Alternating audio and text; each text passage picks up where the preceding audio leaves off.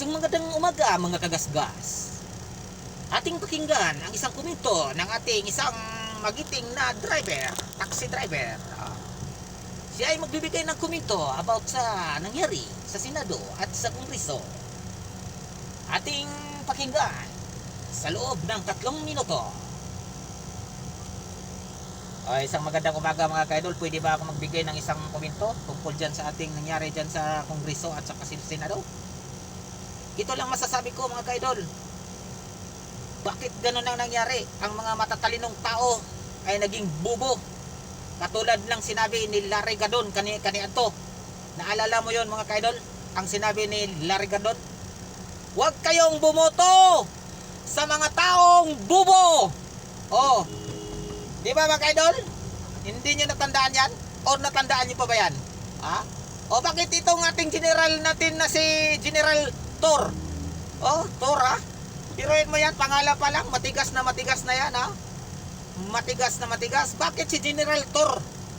Oh, bakit kinasuhan niya si Tatay Diggs? Oh, saan siya kumuha ng hugot na salitang paghahain ng kaso?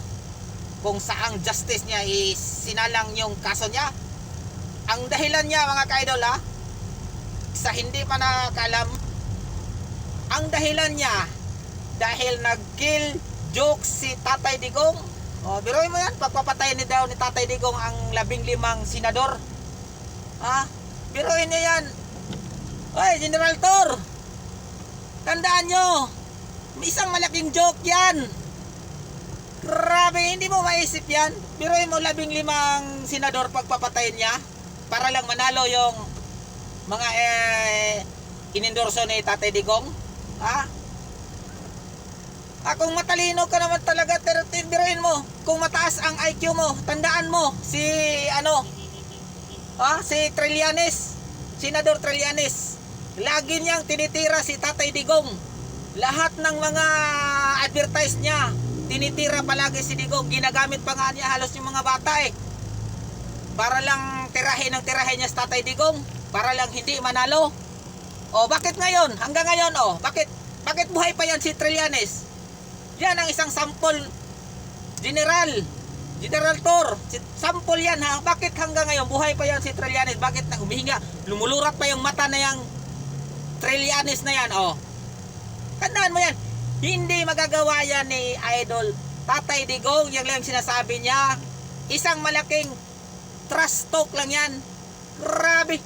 Sa tagal mo sa serbisyo, hindi mo pa rin alam ang tirada ni Tatay Digong, mga trash talk niya. Grabe naman. Saan ka pa nagkaso? Saan justice ka nagkaso? Hinain mo yung kaso mo. Anong tawag sa kaso niyan? Hindi naman ako attorney. Isa lang naman ako taxi driver dito sa Davao.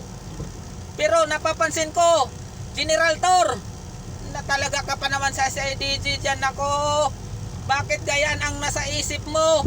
Bakit parang nagiging salitang ni yung binabalik ulit-ulit na salita ni Larry Gadon noon? Nabibilong ka na sa isang bubo. Bubo. Huwag kayong bumuto sa mga bubo. Hindi ka rin naman tumatakbo, pero isa ka pa rin bilong ka sa mga bubo. Diyan lang masasabi ko mga kaidol. Mahaba pa sana sasabihin ko, pero wag na lang.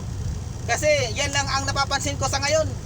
Parang kumukulo yung dugo ko. Kahit ganito lang ako, pero yan ang naobserba ko sa inyo. Bakit kakasuhan mo yung ating halang doon nga former president na daming nagawa niya sa ating bansa? Sa mga project na hindi pa tinuloy ng ating administrasyon ngayon. Bakit ba? Ano ba talaga? Hindi naman napapansin. Ang daming tinapyas na mga budget. Halos ng budget nga pabor sa mga mahirap. Pinagtatanggal na ang mga